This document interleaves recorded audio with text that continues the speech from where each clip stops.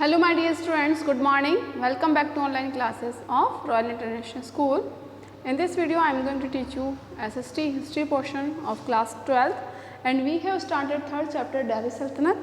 Delhi Sultanate, in the Delhi Sultanate period we will study 5 dynasties. Among these first dynasty we had started in our last video, and we had discussed about the Qutbuddin Aibak. Qutbuddin Aibak was the founder of slave dynasty. After Qutbuddin Aibak, the next ruler of slave dynasty was Iltutmish. About Qutbuddin Aibak, it was famous that he started construction of Qutub Minar. Qutub Minar का जो construction है वो इसी ने start करवाया था, and the construction of Qutub Minar was completed during the rain of Iltutmish. और इल्तुतमिश के पीरियड में ही कुतुब मीनार का जो कंस्ट्रक्शन है वो कंप्लीट हुआ था. Now take out page number 35. Page number 35 पर लिखा है Iltutmish, Shamsuddin Iltutmish. Qutbuddin Aibak was succeeded by his son in law Iltutmish. यानी कि जो ये इल्तुतमिश था वो कुतुबुद्दीन ऐबक का सन नहीं था, सन इन लॉ था. तो आफ्टर कुतुबुद्दीन ऐबक या कुतुबुद्दीन का जो सक्सेसर था, सक्सेसर का मतलब होता है उत्तराधिकारी जो बना, his son in law Iltutmish. Iltutmish had to face numerous revolts including revolt of the Qutbuddin Aibak son. और इल्तुतमिश को बहुत सारे रिवॉल्ट का सामना करना पड़ा. रिवॉल्ट का मतलब होता है विद्रोह. बहुत सारे विद्रोह का सामना करना पड़ा, इंक्लूडिंग कुतुबुद्दीन ऐबक सन. यानी कि कुतुबुद्दीन ऐबक का जो बेटा था वो बेटा खुद सक्सेसर नहीं बनके उसका सन इन लॉ सक्सेसर बना. इस वजह से कुतुबुद्दीन ऐबक का जो बेटा था, जो सन था, उसका रिवॉल्ट में भी इल्तुतमिश को फेस करना पड़ा. But he crush these revolts and strengthen the empire. लेकिन उसने इन सारे रिवोल्ट को क्रश कर दिया और अपने एम्पायर को स्ट्रेथन किया, यानी कि मजबूत किया. He set expeditions against the rebelling Rajput at Gwalior, Ranthambore, Ujjain, Bayana, Ajmer. Rajput rule of Ujjain and Ranthambore were defeated. यानी कि जो राजपूत रूलर थे उज्जैन के और रणथंबोर के राजपूत जो थे उनको डिफीट किया था इसने और अपना एम्पायर एक्सटेंड किया था. He also gain the control over Gwalior, Ajmer and Bayana. और इन्होंने अपना एक्सपेंड करते हुए, अपना किंगडम एक्सपेंड करते हुए, ही कंट्रोल्ड ओवर या he gain the control over the Ajmer, Bayana and Gwalior. Iltutmish separates the revolt at Bihar and Bengal and annex them. जैसा कि हमने पढ़ा है कि इल्तुतमिश को बहुत सारे रिवोल्ट का सामना करना पड़ा था, तो बिहार और बंगाल के रिवोल्ट को भी इन्होंने सप्रेस्ड किया, दबाया वहाँ के विद्रोह को भी, और एनेक्स्ड देम. और वहाँ का जो टेरिटरी था बिहार और बंगाल टेरिटरी एनेक्स्ड, उसको भी इसने एनेक्स्ड कर लिया. He occupied Lahore after defeating the Qubacha. और इन्होंने लाहौर को भी कब्जे में कर लिया.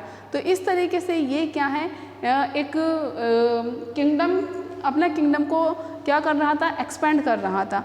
He also protected the north western frontier of the Sultanate against possible invasion from Genghis Khan and the Mongols. ध्यान से सुनना बेटा, जो मंगोल्स थे वो क्या थे, एक बारबरिक ट्राइब थी.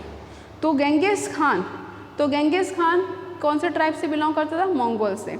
तो इन्होंने ही वॉज ऑल्सो प्रोटेक्टेड, इन्होंने प्रोटेक्ट क्या, सुरक्षा की थी नॉर्थ वेस्ट फ्रंटायर की. जो हमारी नॉर्थ वेस्ट फ्रंटायर यानी कि जो सीमा है जो कि अफ़गानिस्तान और हिमालय के यहाँ से हैं, तो यहाँ की बॉर्डर को इन्होंने प्रोटेक्ट की थी ऑफ द सल्तनत. मतलब सल्तनत अपने पीरियड के टाइम की against the possible invasion from Genghis Khan and Mongols. यानी कि मंगोल्स के इन्वेजन से इन्होंने हमारी नॉर्थ वेस्ट फ्रंटायर की सीमा की सुरक्षा की थी. He completed the construction of Qutub Minar which was started by his presider. और इन्होंने अपने प्रीसीजर यानी कि जो अपने पूर्वज थे, कुतुबुद्दीन ऐबक ने जो स्टार्ट करवाया था कुतुब मीनार का कंस्ट्रक्शन, ही कंप्लीटेड. और इन्होंने इस कंस्ट्रक्शन को क्या किया, कंप्लीट किया. In order to have an effective and efficient administrative system, he organised a group of 40 nobles called the Chalangani. इन्होंने अपने एडमिनिस्ट्रेटिव सिस्टम को इफेक्ट बनाने के लिए और इफ़िशियंसी बनाने के लिए और ज़्यादा इम्पॉर्टेंट बनाने के लिए इन्होंने एक 40 लोगों का एक ग्रुप बनाया, 40 नॉबल का एक ग्रुप बनाया जिसको छलांगनी कहा गया. क्या कहा गया, छलांगनी. तो what was the Chalangani. Chalangani क्या था बेटा, Chalangani group of 40 nobles.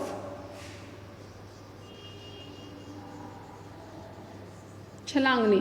What was the Chalangani? Chalangani क्या था? सॉरी, चहलगानी। चहलगानी क्या था? चहलगानी था ग्रुप ऑफ 40 नॉबल्स। तो group of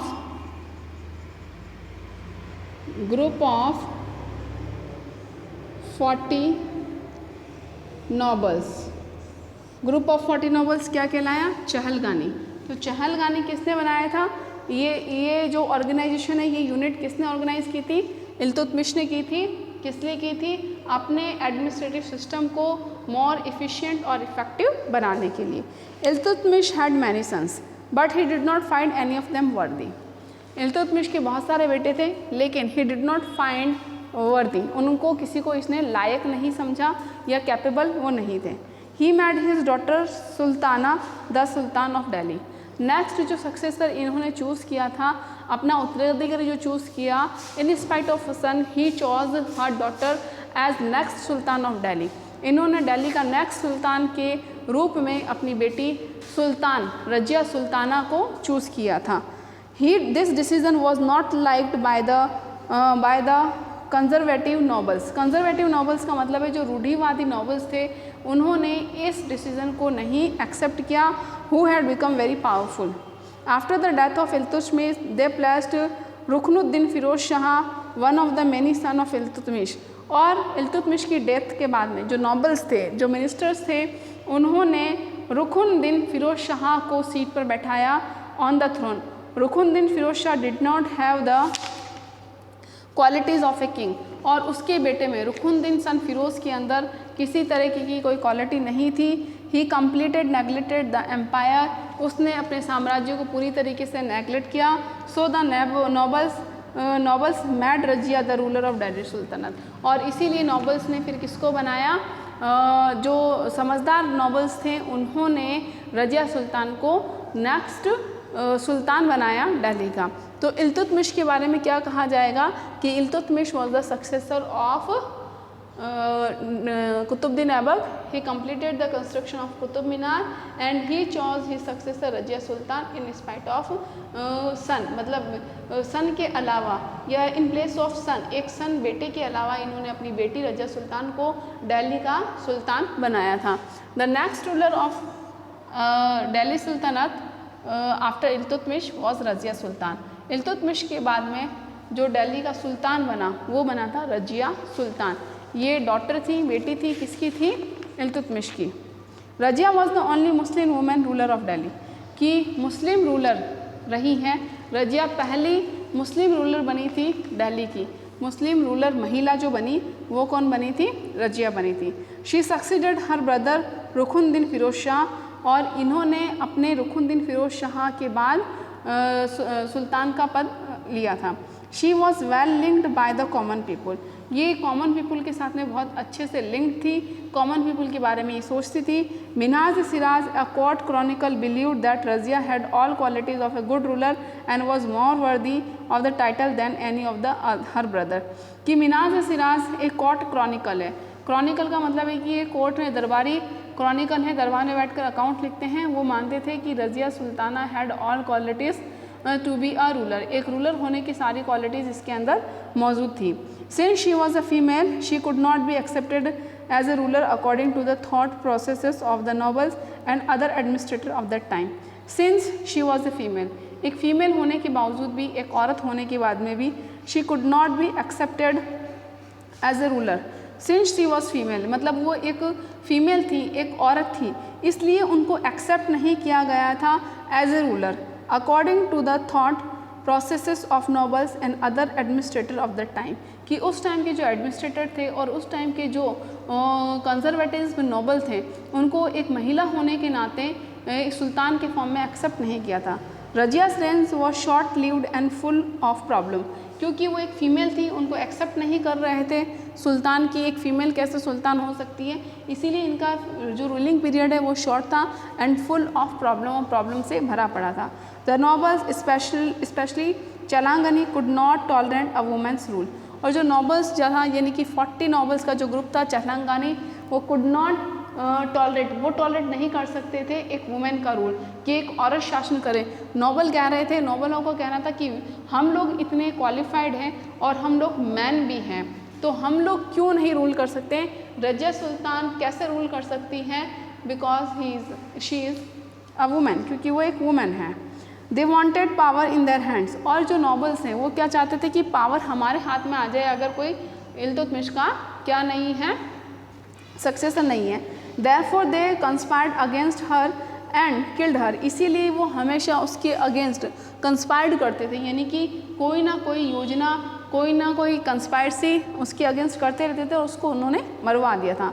in the battle of just outside of Delhi, Delhi के बाहर के एक युद्ध में। Her grave is near the Turkman gate in Delhi, और उनकी जो ग्रेव है, उनकी जो कब्र है वो दिल्ली में कहाँ पर है? तर्कमन गेट के पास में है। तो रजिया सुल्तान एक वुमेन होने की वजह से इनके रूल को एक्सेप्ट नहीं किया 40 ग्रुप्स ऑफ नॉबल्स ने, ग्रुप्स ऑफ 40 नॉबल्स ने, चलंगानी ने। They wanted power in their hands, वो अपने हाथों में पावर चाहते थे। That's why they made conspiracy, उन्होंने योजना बनाई एंड किल्ड हर, और उनको मार दिया गया। अब हम बात करते हैं period from 1240 1266।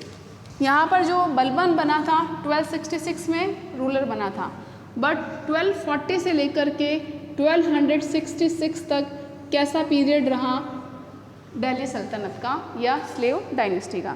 रजिया's death did not solve anything, but it certainly created a power vacuum. The period from 1240 to 1266 saw many political disturbance. कि after the death of the Rajia Sultan, the period from the 1240 CE to 1266, इनके बीच में बहुत political disturbance आए थे।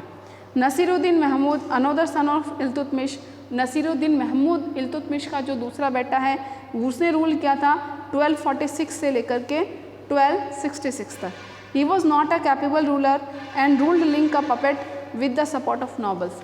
वो जो नसीरुद्दीन महमूद जो कि इल्तुतमिश का बेटा था, जो रजिया सुल्तान के बाद में रूलर बना, ही was not a capable ruler, वो कोई कैपेबल रूलर नहीं था। And he was just like a puppet of the hands of nobles, वो नॉबल्स का सिर्फ पपेट, कठपुतली था, उनके कहने पर ही वो काम करता था।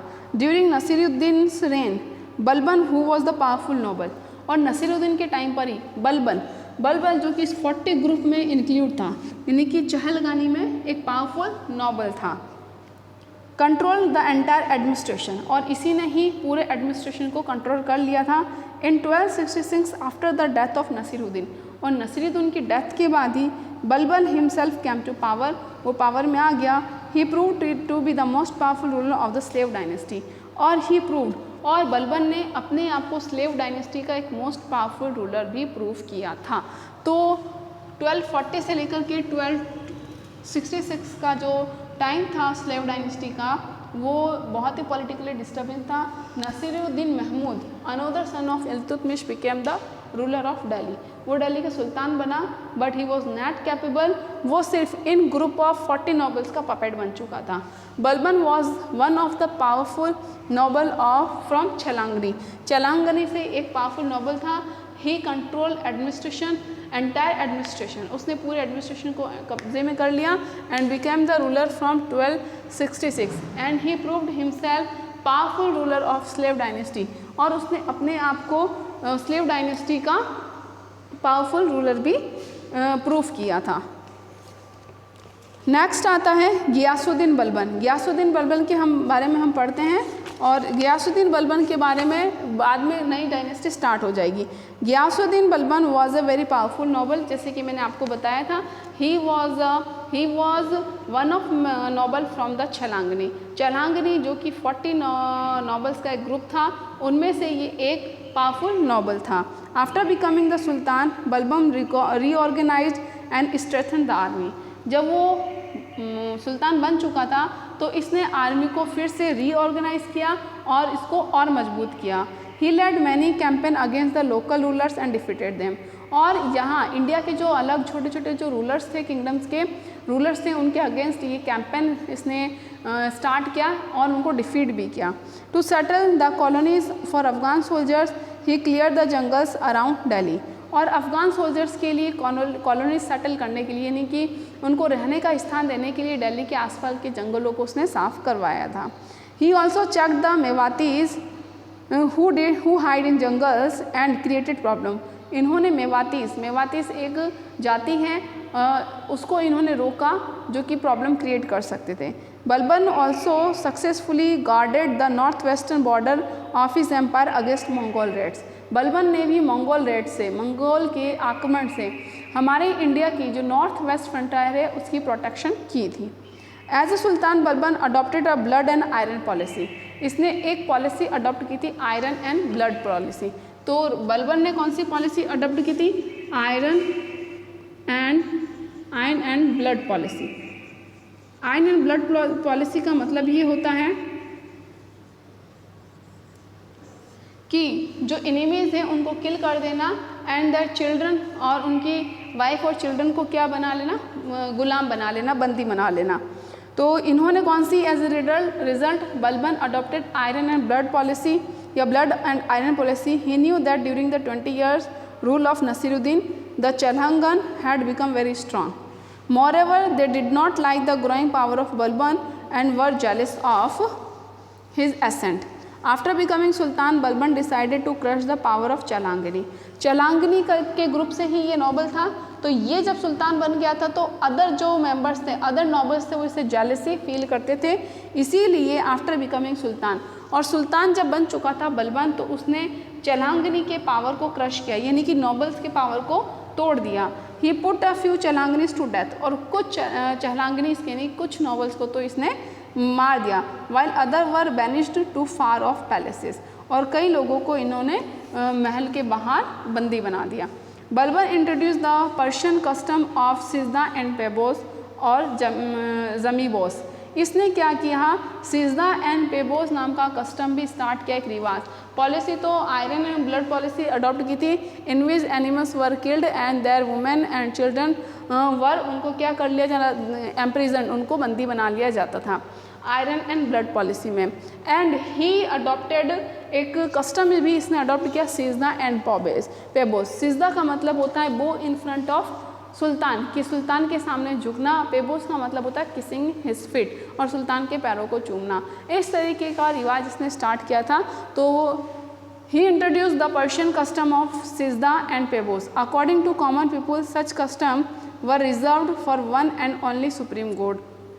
और इसके अकॉर्डिंग टू कॉमन पीपुल, कि कॉमन पीपुल के according such custom were reserved, कि आम इंसान क्या मानता है कि इस तरीक़े का जो कस्टम है, इस तरीक़े का जो रिवाज है कि झुकना और पैरों को चूमना, ये सिर्फ़ और सिर्फ किसके लिए किया जाता है? सुप्रीम गॉड के लिए किया जाता है। Therefore they considered it un Islamic. इसीलिए इन्होंने, जो बलबन ने जो ये तरीका अपनाया था कि भाई राजा के सामने झुकना है और उसके पैरों को चूमना है, और कॉमन पीपल जो थे, कॉमन मुस्लिम जो थे, वो क्या मानते थे कि भाई झुकना और उसके पैरों को चूमना तो ये सिर्फ गॉड के आगे ही होता है, सुप्रीम गॉड के सामने होता है। तो इस तरीके का जो कस्टम है ये अन इस्लामिक है, यानी कि इस्लाम के खिलाफ है। The successor of Balban were weak and couldn't hold the power. और जो अब जो सक्सेसर्स होते हैं बलबन के, they were not as strong as Balban, कि वो इतने स्ट्रॉन्ग नहीं थे जितने कि कौन था? बलबन था।